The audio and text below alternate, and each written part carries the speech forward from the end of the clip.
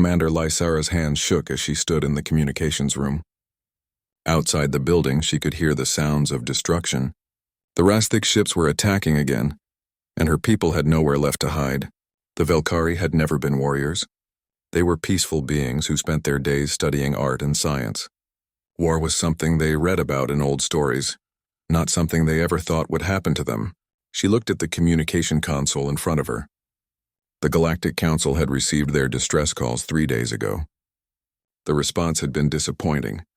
The Council needed time to debate, to discuss, to form committees. They talked about protocols and procedures while her people died. Lysara knew they didn't have time.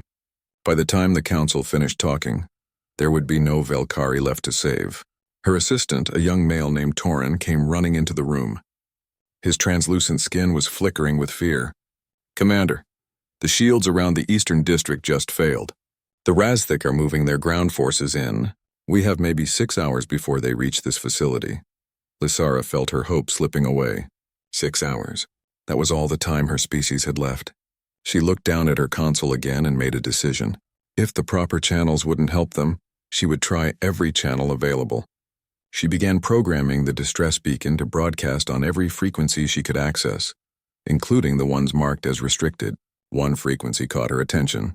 It was labeled with a warning in the Galactic database. The system was marked as quarantine due to extreme environmental hazards. The dominant planet showed dangerous conditions that most species would find deadly: high gravity, oxygen-rich atmosphere, violent weather patterns, and unstable geology. The notation suggested that any species living there would be aggressive and unpredictable. Lysara didn't care about warnings anymore. She needed help from anyone willing to give it.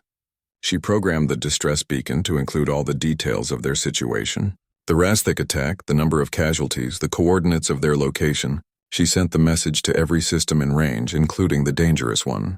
Then she pressed the transmission button and hoped someone would answer. 40 light-years away, Captain Jake Morrison was enjoying a quiet morning on the bridge of his ship. The FSS Ranger was a military vessel, but their current assignment was boring. They were patrolling the edge of human space, watching for anything unusual. In the 3 months they had been out here, the most exciting thing they had seen was a small asteroid field. Jake was drinking coffee and reading reports when Lieutenant Chris Parker suddenly sat up straight at his station. "Captain, I'm picking up something strange. We're receiving a signal on an emergency frequency." Jake put down his coffee cup and walked over to Chris's station. "What kind of signal?" "It's not human, sir. The translation software is working on it now, but it's definitely from an alien source." Chris's voice was excited. In all of human history, they had never received a confirmed signal from an intelligent alien species. Humanity had always wondered if they were alone in the universe. This signal might finally answer that question. The translation program beeped, and text started appearing on the screen. Jake read it carefully, and his expression changed from curious to serious. The message was a distress call. A species called the Velkari was being attacked by another species called the Razthik. The message included casualty numbers that made Jake's stomach turn. Millions of civilians had already been killed. "Sir, should I forward this to Fleet Command?" Chris asked. "Yes, immediately. Priority channel." Jake kept reading the message. The Velkari had sent detailed information about the Razthik fleet: their weapons, their tactics, their current positions. They were desperate for help from anyone who could provide it. Lieutenant Amy Chen spoke up from the weapons station. "Captain, based on this data, the Razthik have a significant military force.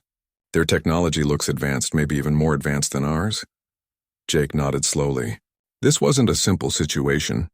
If they responded to this distress call, they might be getting into a fight they couldn't win. But if they ignored it, an entire species might be wiped out. He needed to talk to his superiors before making any decisions. The communication with Admiral Patricia Hayes took a few minutes to establish. When her face appeared on the screen, she already looked concerned. "Captain Morrison, I've been reading the distress call. This is complicated." "I agree, Admiral, but those people are dying right now. They asked for help, and we have the ability to provide it." Patricia was quiet for a moment. "Captain, these aliens don't know anything about humanity.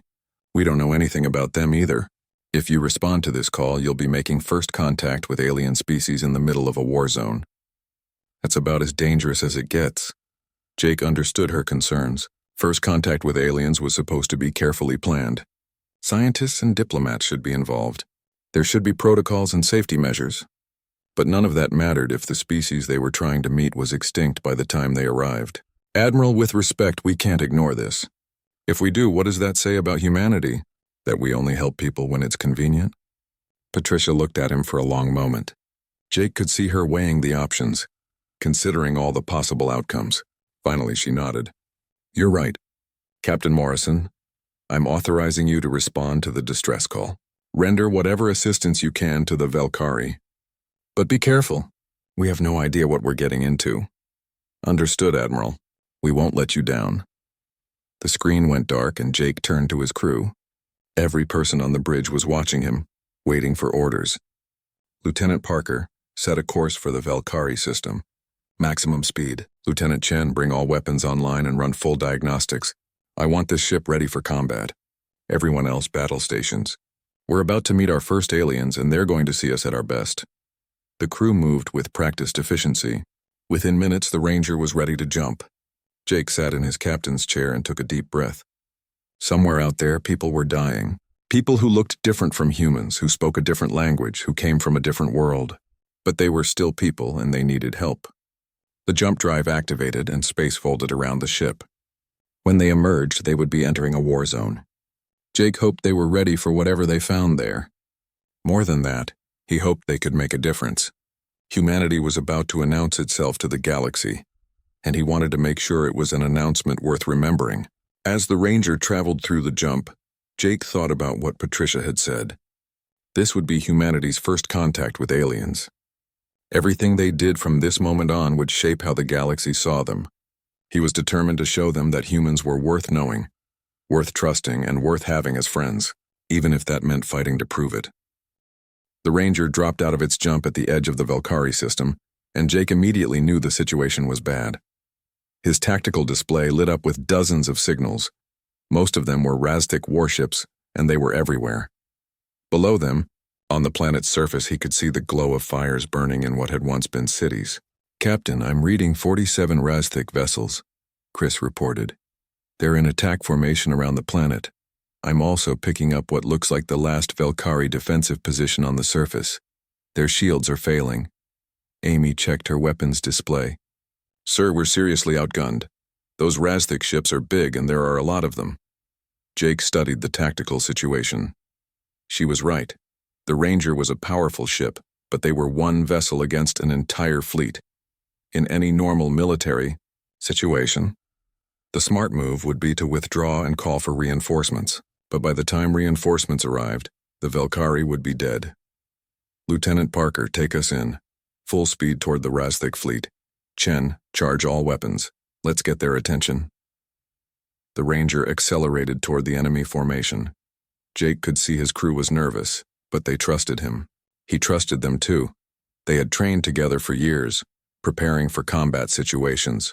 Now they would find out if that training was enough.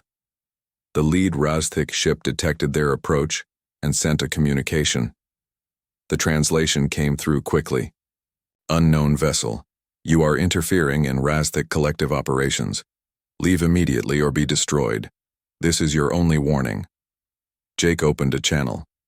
This is Captain Jake Morrison of the FSS Ranger, representing Earth and humanity. The Valkyrie sent a distress call and we're responding. Stop your attack on these people or we'll stop you. There was a pause, then what sounded like laughter came through the speakers. Humanity? We have no record of your species. You have one ship. We have a fleet. Your bravery is foolish. Prepare to die. The channel cut off and Jake saw several Razthic ships turning to face them. Here we go. Evasive maneuvers, Parker. Chen, fire when ready. The Razthic opened fire first. Bright bolts of plasma shot toward the Ranger. Chris threw the ship into a hard turn, and the shots missed by meters. The Razthic weapons were powerful, but they were also slow. They were designed for combat between ships that moved in predictable patterns. The Ranger was not predictable. Chris pushed the ship through maneuvers that would have been impossible for most species. Humans had evolved in high gravity, and their bodies could handle forces that would kill other beings. The ship's design reflected this, with powerful engines and strong compensators that allowed for aggressive flying. Amy targeted the nearest Razthik cruiser and fired the railguns. 3 solid slugs of tungsten, each weighing several tons, shot out of the Ranger at 15% of light speed. The kinetic energy they carried was massive. The first slug hit the Razthik shields and punched straight through. The second and third slammed into the ship's hull and tore it apart from the inside. The cruiser exploded in a ball of fire. On the Razthik command ship, War Master Krelnath stared at his display in shock. What was that weapon? His tactical officer was checking the data frantically. Simple kinetic projectiles, War Master, but moving at incredible speed. Our shields are designed to deflect energy weapons. They can't handle that much physical impact. Krelnath watched as 2 more of his ships exploded under the human vessel's fire. This was not going according to plan. The unknown ship was small and fast, and its weapons were devastatingly effective. Worse, it was making his entire fleet look incompetent. All ships, concentrate your fire on that vessel. I want it destroyed now. The Razthik fleet turned their attention to the Ranger, and suddenly the sky was full of plasma fire. Chris was doing his best to dodge, but there were too many shots coming from too many directions. One bolt grazed the Ranger's shields and the ship shuddered. Shields at 60%, Lieutenant Kyle Rogers called from engineering. We can't take sustained fire like this, Captain. Jake gripped his chair. We don't have to take it for long. Chen, switch to missiles. Target their command ship. Amy quickly changed weapons and locked onto the largest Razthik vessel. Missiles away. 6 missiles launched from the Ranger. Each one had its own guidance system and maneuvering thrusters. The Razthik tried to shoot them down, but the missiles were small and fast. 3 were destroyed, 2 were deflected, but 1 got through and detonated. The nuclear explosion tore a huge hole in the side of the Razthik command ship. Atmosphere vented into space and the vessel began spinning out of control. Krelnath found himself thrown across the bridge as emergency systems kicked in. All ships retreat, he managed to shout into his communicator. Full retreat now. The Razthik fleet turned and began jumping away, leaving behind the wreckage of their destroyed ships. The entire battle had lasted less than 10 minutes. 1 human ship had faced an entire alien fleet and won. On the surface of the Velkari planet, Commander Lysara watched her tactical display with disbelief. The Razthik were leaving. After 3 days of constant bombardment, after millions of deaths, they were running away, and it was because of a single ship from a species she had never heard of. Torin, open a channel to that ship. I need to speak to them. The channel opened, and Lysara saw her first human. He was sitting in what looked like a command chair, surrounded by other humans working at various stations. The captain had dark hair and kind eyes, but there was also strength in his expression. He looked like someone who had seen difficult things and not broken. Commander Lysara, I'm Captain Jake Morrison. Are you and your people safe? Lysara felt tears forming in her eyes. Captain Morrison, you saved us. We were about to die and you saved us. How can we ever thank you? Jake smiled. You already did by sending that distress call. No thanks needed, Commander. Helping people in trouble is what we do. But you risked your lives for us. You don't even know us. Why would you do that? Jake's expression became more serious. Because it was the right thing to do. On Earth, we believe that all intelligent beings have value. When someone asks for help, you give it if you can. It doesn't matter if they're human or not. Lysara studied the human captain. His species came from a world marked as deadly in the Galactic database. A place where most beings would die from the environment alone. She had expected warriors, maybe even savages. What she got was this man with his talk of helping others and doing the right thing. Captain, I must ask you something. Your world is listed as extremely hazardous. Is that information accurate? Jake laughed. Well, Earth does have higher gravity than most places, I guess. And our atmosphere has a lot of oxygen. We get some pretty bad storms sometimes, and earthquakes can be dangerous.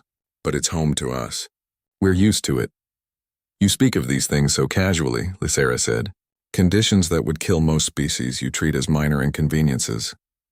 I suppose that's true, Jake admitted. But growing up in a tough environment makes you tough. It also teaches you important lessons. On Earth, we learned that working together is how you survive. We learned to help each other because alone we would die. Those lessons stayed with us even after we left our planet. Lysara felt like she was beginning to understand. So your strength comes not just from your world, but from what your world taught you.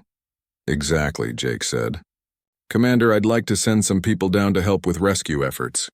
We have medical supplies and equipment that might be useful. That would be wonderful, Captain. Thank you. As Jake organized the relief effort, Lysara sent a message to the Galactic Council. She told them about the human ship, about how they had responded within hours while the Council was still debating. She told them about the battle, about how one ship had defeated an entire Rastic fleet, and she told them that humanity had asked for nothing in return. The message would cause chaos at the Council, she knew. A new species, a powerful military force, unknown to galactic civilization. They would be frightened and confused. But they would also have to recognize that humanity had done what the Council could not. They had acted quickly and decisively to save innocent lives. Jake stood on the bridge of his ship and looked at the planet below. Human shuttles were already heading down to the surface, carrying medical teams and supplies. His crew had performed brilliantly in the battle, and now they were showing another side of humanity. The side that helped and healed. He thought about what Patricia had said before they jumped. This would shape how the galaxy saw humanity. Well, they had certainly made an impression. They had shown they could fight when necessary, but also that they fought for the right reasons. They were warriors, yes, but warriors with hearts. The communication console beeped, and Patricia's face appeared. She looked relieved. Captain Morrison, I've been watching the battle feed. Excellent work. You and your crew just made history. Thank you, Admiral. What happens now? Now the real work begins, Patricia said. The galaxy knows about us now. We need to be ready for what comes next. But you did well, Jake. You showed them who we are. I'm proud of you and your crew. As the channel closed, Jake looked around at his bridge crew. They were tired but smiling. They had done something amazing today. They had saved a species from extinction and announced humanity to the stars. Whatever came next, they would face it together. The council chamber was filled with noise. Representatives from 400 different species were all trying to talk at once. High Counselor Zethar stood at the central platform, attempting to restore order. His translation device was working, hard to keep up with the dozens of languages being spoken simultaneously. Please, we must have order. Zethar's voice boomed through the chamber. This session will follow proper procedure. Ambassador Krill, please present your testimony. Ambassador Krill floated forward on his support platform. The Velkari representative looked nervous but determined. Honored counselors, my people were facing extinction. We sent distress calls through all official channels. We were told that intervention would require extensive debate and approval processes. We did not have time for that. Our people were dying. Counselor Thress, a large spider-like being, interrupted. The protocols exist for important reasons. We cannot simply rush into situations without proper evaluation. My people did not have the luxury of waiting, Krill replied, his voice stronger now. So we sent a distress call on all frequencies, including restricted ones. A species called humanity responded. One of their ships arrived within hours. They engaged the entire Rastic fleet and drove them away. They saved 17 million Velkari lives. The chamber erupted in shocked conversation. Counselor Vex, a telepathic being, projected his thoughts clearly. Let me understand this correctly. An unknown species from a quarantine system responded to your call and engaged in military action? Yes, Counselor, and I am grateful they did. Where did they get military technology? Thress demanded. How does a species we've never heard of have warships capable of defeating the Rastic? They developed it themselves, Krill answered. Humanity has only been spacefaring for less than 2 centuries. They've had no contact with galactic civilization until now. They built everything on their own. This caused even more uproar. A species developing advanced technology without galactic guidance was unusual enough. A species developing military technology that could challenge established powers was alarming. Zethar called for order again. This is highly irregular. A species with military capabilities unknown to this council presents a potential security risk. A security risk? Krill's voice rose. They saved my people. While this council debated and discussed, they acted. They asked for nothing in return. They simply helped, because it was right. Before the debate could continue, the chamber doors opened.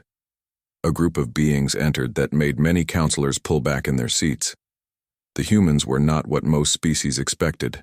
They were compact and dense with powerful builds that suggested evolution in high gravity. They moved with confidence and purpose. Leading them was a woman in a formal uniform. She walked directly to the central platform without asking permission. Her eyes scanned the assembled counselors with sharp intelligence. Honorable counselors, I am Admiral Patricia Hayes, representing Earth and humanity. I understand you have questions about our recent actions. I'm here to answer them. Zethar looked at her with multiple sensory organs. Admiral Hayes, your people have interfered in a situation without authorization. You deployed military vessels in violation of treaties you were not part of. You engaged in lethal combat.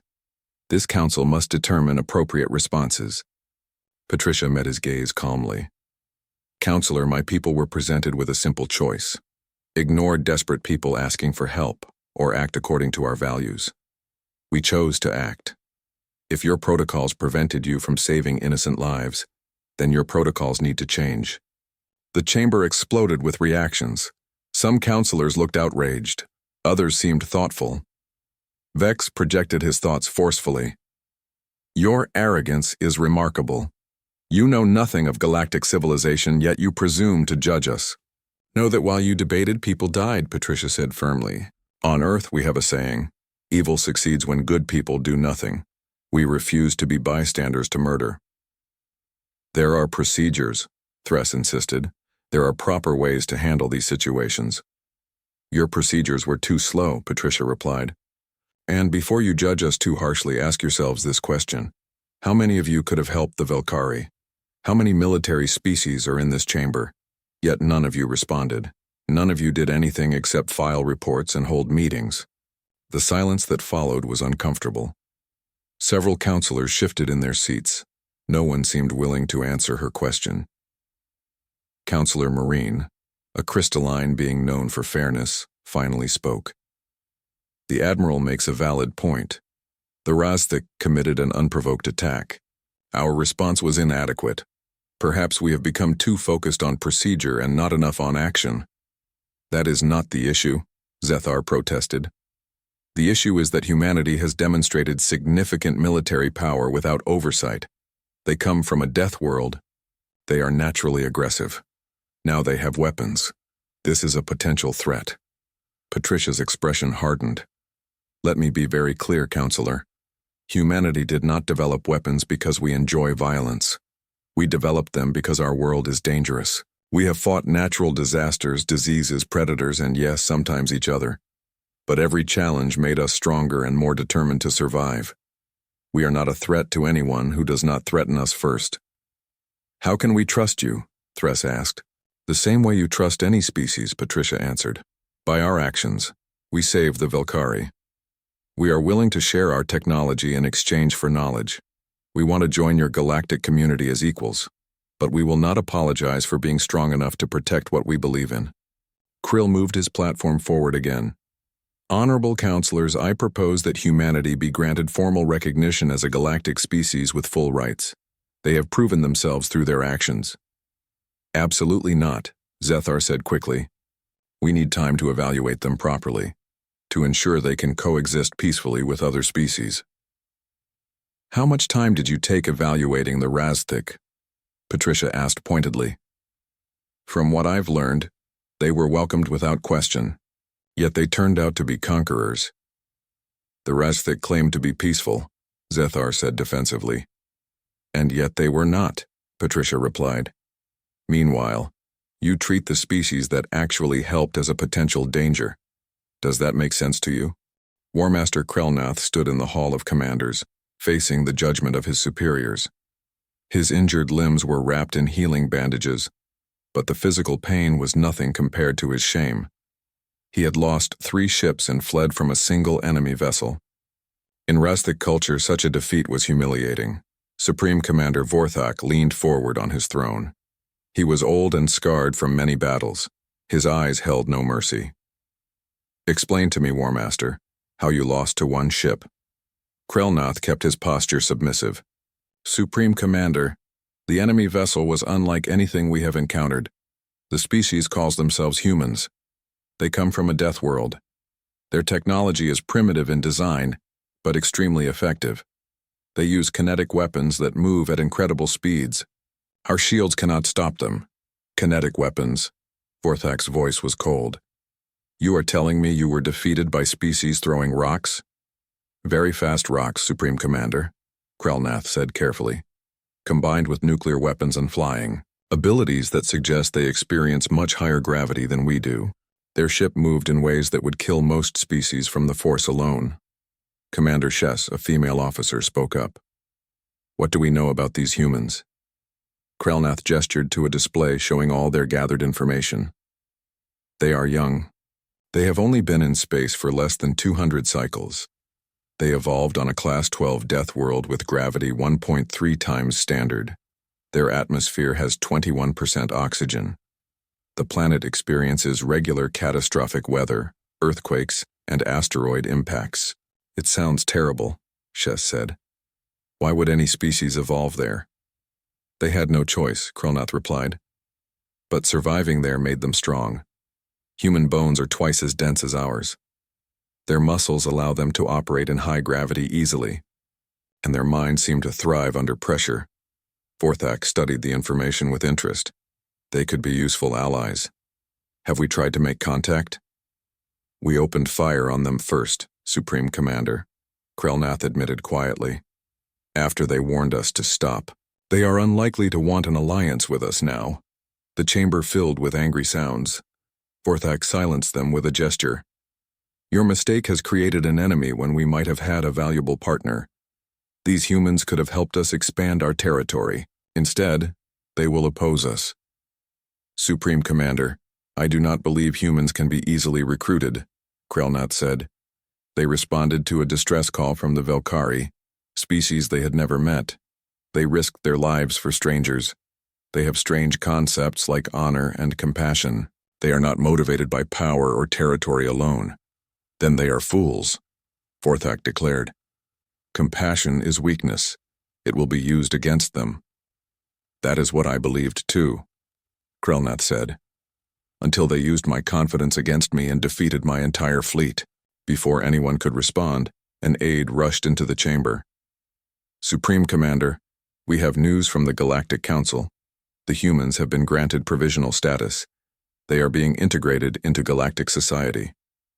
Vorthak's expression darkened. How many ships do they have? Unknown, Supreme Commander, but intelligence suggests they have been building a space fleet for many years. If each vessel is as capable as the one that defeated our forces, they could be a serious threat. The chamber filled with worried conversation. The Razthik had built their empire on superior military power. If a younger species could challenge them, it would encourage others to resist. We must learn more about these humans, Vorthak decided. Send scouts to their territory. Watch them, study them, but do not engage. When we face them again, we will be prepared. Meanwhile, Captain Jake Morrison was showing a group of Velkari visitors around the Ranger. Commander Lysara and several scientists had asked permission to board. They wanted to understand their saviors better and establish formal relations. Lysara moved through the corridors with visible difficulty. The gravity on the Ranger was set for human comfort, which meant it was much higher than what Velkari were used to. She wore a support device, but walking was still hard work. I apologize. For the conditions, Jake said, noticing her struggle. We can adjust the gravity in some sections if you want. No, please, Lysara said, though her voice was strained. I want to experience your ship as you do. It helps me understand your people. They entered the engineering section. Lieutenant, Kyle Rogers was explaining the power systems to the Velkari scientists. Our primary reactor uses fusion. We force hydrogen atoms together to create energy. This gives us enough power for everything from life support to weapons. One of the scientists, named Torvash, looked confused. Fusion reactors are very difficult to maintain. They need extreme temperatures and pressures. How do you manage it? Kyle smiled. When you grow up on a planet where volcanoes can destroy cities, or where the ground can shake and knock down buildings. You learn to build things that work under extreme conditions. Our reactors have multiple safety systems. They have to, because failure in space means death. Interesting, Torvash said. Your harsh environment forced you to develop better technology. In many ways, yes, Kyle agreed. We needed strong materials to build structures that could survive earthquakes. That same knowledge helped us build ships with very strong hulls. We needed weather prediction to avoid hurricanes. That became our sensor technology. Every problem we faced on Earth made us better prepared for space. Lysera listened carefully. The humans were not just tough. They were innovative and adaptable. They had taken every challenge their world gave them and turned it into an advantage. Jake led them to the weapons bay next. Lieutenant Amy Chen was checking the railgun systems. The huge magnetic rails stretched along the ship's length, designed to generate powerful electromagnetic fields. These are the weapons that defeated the Razthik, Jake explained. We call them railguns. The concept is simple. Use magnetism to accelerate a projectile to extreme speed. The projectiles are just tungsten metal, but at high velocities they carry massive energy. How fast do they move? Lysara asked. About 15% of light speed, Amy answered, still focused on her work. At that speed, a 10-ton projectile hits with the force of several nuclear explosions. The energy transfer is what causes the damage. We are basically turning mass into a directed explosion using only speed. Torvash's eyes widened. That is brilliant. And terrifying. Energy weapons can be blocked by shields, but a physical object with that much force is nearly impossible to stop. Exactly, Jake said. We designed our weapons assuming we would fight enemies with better technology. Kinetic weapons are simple, reliable, and very effective. As the tour continued, Lysara found herself both impressed and slightly afraid. The humans had built a warship that reflected their nature. Tough, practical, and dangerous. Every system had backups. Every design choice valued function over appearance. They finished the tour in the mess hall. Jake offered the Velkari some human food. Lysara carefully tasted something Jake called coffee. She immediately regretted it. The bitter, harsh liquid made her want to spit it out. Jake laughed at her expression. Coffee is an acquired taste. It is made from roasted plant seeds from Earth. The caffeine helps keep us alert during long work shifts. It tastes like poison, Lysara managed to say, setting the cup down. Some people would agree, Jake admitted with a grin. But seriously, Commander, I hope this tour has been helpful. We want you to understand that humans are more than just warriors. We are explorers and scientists too, and hopefully good friends. Lysara met his eyes. Captain Morrison, I believe my people were fortunate when I sent that distress call to your world. Humanity is fierce, but you are also honorable and kind. Those qualities are rare in the galaxy. Then the galaxy needs more of them, Jake said firmly, and we plan to provide them. Any species that needs help, anyone facing destruction or oppression, they can count on humanity. That is not a threat. It is a promise. After the Velkari left, Jake stood in an observation room looking at the stars. He thought about everything that had happened. Just weeks ago, humanity did not know if other intelligent life existed. Now they were part of a galactic community, making alliances and enemies. Admiral Hayes appeared on a communication screen. Captain Morrison, you have done excellent work. The Velkari have formally requested a military alliance with Earth. Several other species are interested in talking with us as well. That is good news, Admiral. But I worry about the Razthik. They will not forget what happened. They will want revenge. You are probably right, Patricia agreed. Which is why we are accelerating our shipbuilding programs. The Ranger will not be alone for long. We are preparing an entire fleet. Jake nodded. Good, because I think we are going to need it. In Razthik space, scouts were already moving toward human territory. They carried sophisticated sensors and recording equipment. Their mission was to observe and report everything about human capabilities. Vorthak wanted detailed information before planning his next move. The scouts would discover that humanity had not sent just one ship to help the Velkari. The Ranger was the fastest, which was why it arrived first. But behind it, more human vessels were coming. Dozens of them, each one as capable and dangerous as the ship that had defeated Krelnath. Humanity was not a single ship. It was an entire civilization of Deathworlders, and they were preparing for war, not because they wanted it, but because they recognized that evil existed in the galaxy. and they refused to let evil go unopposed. The stage was set for a larger conflict. The Razthik would not give up their empire easily. But they had made a critical mistake. They had attacked innocent people and drawn the attention of a species that would not tolerate such behavior. The Deathworlders had answered the distress call. Now they were here to stay, and the galaxy would have to adjust to that reality. Some species would welcome them. Others would fear them, but no one would be able to ignore them. The question now was not whether there would be more conflict. The question was how it would end, and what the galaxy would look like when it was over. 3 months had passed since humanity's first contact with the galaxy. Admiral Patricia Hayes sat in a conference room aboard Earth's new diplomatic station, orbiting Mars. Across from her were representatives from 5 different species. They had all requested this meeting, and Patricia had a feeling she knew why. A leonine alien with golden fur spoke first. "Admiral Hayes, I am Chieftain Rena of the Felinar Confederacy. My people have watched humanity with great interest. The Razthik Collective has been expanding into our territory for years. The Galactic Council talks but does nothing." A reptilian being with shining scales added, "We face the same problem. I am Speaker Zalth of the Soren Unity. The Razthik want our resource-rich systems. We have fought them, but it is only a matter of time before they overwhelm us." Patricia leaned forward. "What exactly are you proposing?" Chieftain Rena looked at the other representatives before speaking. "We propose a defensive alliance. Our species would promise mutual protection. We would share military technology and information. Together, we would be strong enough to stop Razthik expansion and potentially free the species they have already conquered," added a crystalline being who introduced herself as Envoy Lista. "The Razthik have enslaved 17 species in the past century. With a strong coalition, we could liberate them." Patricia sat back in her chair. "You are talking about more than defense, you are talking about war." "We are talking about justice," Speaker Zalth said. "The Galactic Council is too slow. Meanwhile, innocent beings suffer. You humans value action. We need that." Before Patricia could respond, the door opened. Captain Jake Morrison entered with Kyle Rogers and Amy Chen. Patricia had asked them to attend as military advisors. "Captain Morrison," Patricia acknowledged. "These representatives are proposing a defensive alliance against the Razthik." Jake listened as the aliens explained their proposal. When they finished, he looked thoughtful.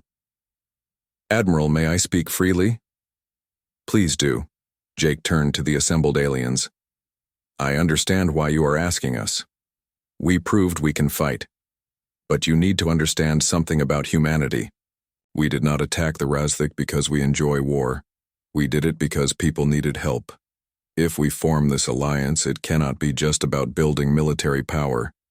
It has to be about building something worth protecting." "What do you mean?" Chieftain Rena asked.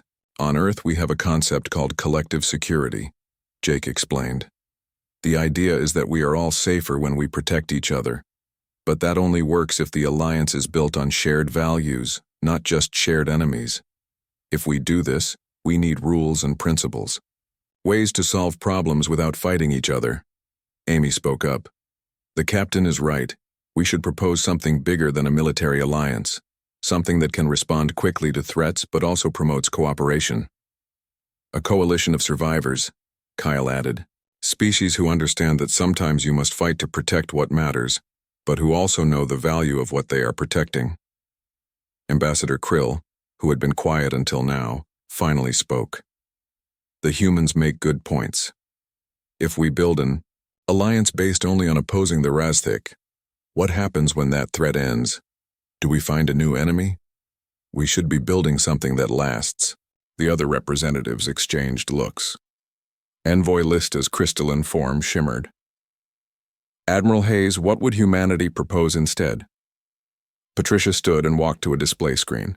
She brought up a document. "We call this the Charter of Free Species. It is based on documents from Earth's history. The core ideas are simple: mutual defense, peaceful resolution of conflicts between members, shared scientific advancement, and intervention to prevent genocide." "Who would lead this coalition?" Speaker Zalth asked. "No one species," Patricia answered. Leadership would rotate among members. Decisions would be made by agreement when possible, by vote when necessary. The point is equality, not domination. Chieftain Rena studied the charter. This is more complete than what we imagined, but I like it. The Felinar Confederacy would be honored to join as founding members. One by one, the other representatives agreed. As the meeting ended with plans to formalize the alliance, Patricia felt both pride and worry. Humanity was reshaping galactic politics just months after first contact. The responsibility was enormous. Later that evening, Patricia found Jake in an observation lounge looking at Mars below. She joined him at the window. "Quite a day," she said. "That is putting it mildly," Jake replied. "Admiral, are we doing the right thing? We are committing humanity to potentially years of conflict. We are committing humanity to standing for something," Patricia corrected. "Captain, when you fought the Razthik to save the Velkari, you made a choice about what kind of species we want to be. Today, we made that choice official. Yes, there will be challenges. Yes, we might have to fight, but we will be fighting for the right reasons." "The Razthik will not accept this quietly," Jake observed. "They will see the alliance as a threat." "They should," Patricia said bluntly, "because it is. But more importantly, it is an opportunity. The Razthik can choose to change, to become a positive part of galactic society, or they can continue conquering and face united opposition. Either way, unchecked expansion is over." 6 months later, the Charter of Free Species had been approved by 23 different species. The coalition, informally called the Free Stars Alliance, had established a joint military command and begun coordinating defenses. The Galactic Council watched with mixed feelings. Some councilors saw the alliance as a threat to their authority. Others viewed it as a necessary change. The debate continued without resolution. Then the Razthik made their move. Supreme Commander Vorthak had spent months preparing. His scouts had gathered information on the Free Stars Alliance. He had assembled the largest Razthik fleet in generations, calling ships from across their territory. "The humans and their allies think they can challenge us," Vorthak told his commanders. "We will prove them wrong. We will strike at the heart of their coalition and destroy it." The target was a joint military outpost where humans, Velkari, Felinar, and other species were training together. Destroying it would send a message that the Razthik would not be stopped. The Razthik fleet jumped into the system without warning. 60 warships appeared ready to attack. Vorthak expected to find a lightly defended outpost. What he found changed everything. The outpost was protected by a combined fleet of 40 vessels from 12 different species. But it was not just the numbers that shocked the Razthik. It was the coordination. Human ships moved perfectly with Velkari cruisers. Felinar fighters covered Sauron frigates. The entire fleet moved as one unit. And they were ready. Captain Jake Morrison stood on the Ranger's bridge, now serving as flagship for the Alliance's defense fleet. Holographic displays showed every friendly ship and the approaching Razthik force. "All ships, this is Morrison," he broadcast. "Hold your positions. Let them come to us. Remember your training. We are not individual species anymore. We are one fleet, one purpose. Show them what that means." The Razthik opened fire, launching everything they had. But the Alliance fleet did not try to absorb the damage. They moved, weaving between shots with practiced skill. Then they returned fire. Human railguns, Felinar plasma cannons, Sauron ion beams, and Velkari disruption fields combined into a devastating attack. The Razthik shields, designed for 1 or 2 weapon types, could not handle the variety. Ship after ship took critical damage. Warmaster Krelnath, leading the fleet's front force, watched in horror. This was not the confused defense he expected. This was professional military coordination by species who had learned to fight together. "All ships fall back," he ordered. "Retreat and regroup." But Jake had anticipated this. "Alliance fleet pursue. Do not let them escape easily." They came to send a message. "Let us make sure they receive ours." The Alliance ships moved forward in controlled pursuit. They were not trying to destroy the Razthik fleet completely, just ensure they understood the cost of aggression. By the time the Razthik managed to jump away, they had lost 19 ships with most others damaged. The Alliance had lost 3 ships with minor damage to several others. It was a clear victory. Supreme Commander Vorthak received the battle reports with barely controlled anger. His overwhelming force had been defeated by an alliance that should not have been able to coordinate. The Deathworlders and their allies were far more dangerous than he calculated. "What do we do now, Supreme Commander?" his aide asked nervously. Vorthak was silent for a long time. Finally, he spoke. "Contact the Galactic Council. The Razdik Collective is willing to discuss terms for peace. It seems we underestimated what happens when peaceful species learn to fight together." News of the Razdik retreat reached Earth to widespread celebration. Humanity had not only survived its entrance to galactic society, it had thrived. More importantly, they had helped other species stand against oppression. Admiral Patricia Hayes read reports from across Alliance space. 20 more species had requested membership in the Free Stars Alliance.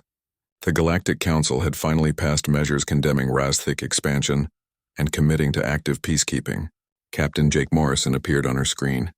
"Admiral, I am receiving requests from across the galaxy for interviews and meetings. How should I handle this?" Patricia smiled, politely but firmly. "Remember, we are not building an empire. We are building a community. Every species we meet is a potential friend, not a subject." "Understood, Admiral. Though I must say it is strange. A year ago, we did not know if intelligent life existed. Now we are helping reshape galactic politics." "That is what happens when the Deathworlders arrive," Patricia replied. "We do not do anything halfway. But remember what brought us here. Compassion, courage, and willingness to help those in need. As long as we keep those values, humanity will have a place in this galaxy." As the communication ended, Patricia looked at a picture on her wall. It showed Earth from space, that beautiful blue planet floating in darkness. Humanity had come far, but they never forgot where they started or what made them who they were. The galaxy had sent a distress call to what they thought was a dangerous species from a death world. What they received was proof that the most dangerous beings are those who refuse to watch while others suffer, those who have both the strength to fight and the wisdom to know when fighting is necessary. The Deathworlders had answered the call. The galaxy would never be the same. New alliances formed. Old powers reconsidered their ways. And throughout it all, humanity remained true to the simple principle that had guided them from the start. When someone asks for help, you answer. Not because it is easy or profitable, but because it is right. That was the lesson Earth taught its children. And that was the gift humanity gave to the stars.